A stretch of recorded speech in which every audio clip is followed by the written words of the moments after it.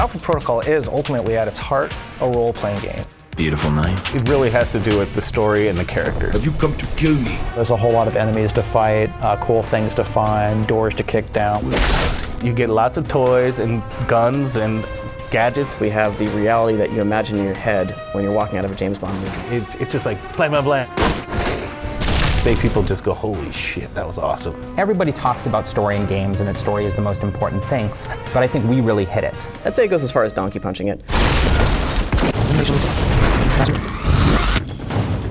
The most challenging part of developing Alpha Protocol has been figuring out exactly what we wanted to do with the game and how to focus it on a particular direction. You know, the spy genre is a very wide open one. Once we got that nailed down and figured out where we were going with it, it really came together really well, I think. My favorite thing about Alpha Protocol is actually the dialogue. I think what makes it amazing is seeing how what you're choosing affects other things down the line.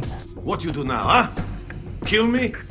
That not get your missiles back. A lot of the more interesting, tense moments in the game come when you don't really know what an enemy's motives are and what their agenda is. You can't stop us. You haven't won yet, asshole. When it comes to the main character, Michael Thornton, we didn't want him to be too good looking. He is not your prototypical super secret spy, but he's still likable. I can't. You don't know what's going to happen. Neither do you.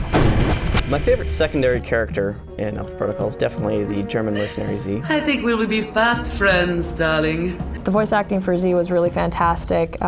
This really great, deep, throaty, slow, milky kind of voice direction that might make some people tighten the jeans, I don't know. And I thought I might have to work harder. You would if I wasn't tied down. My favorite enemy would have to be Konstantin Brayko. You came for a fight, you got one, buddy. He's a Russian mob boss who is completely obsessed with American 1980s culture. He's got a knife. He's just dangerous. You just never know what he's going to do.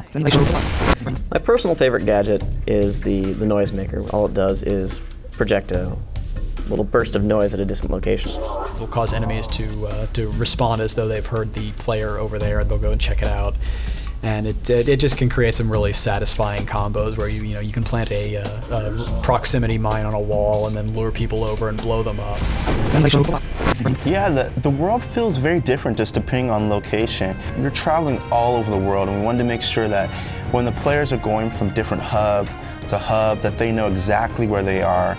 My favorite set piece in AP would have to be the Rome Museum. I think the reason I love it the most is that you get to shoot up all this cool artwork. Who didn't want to go to a museum and blow stuff up?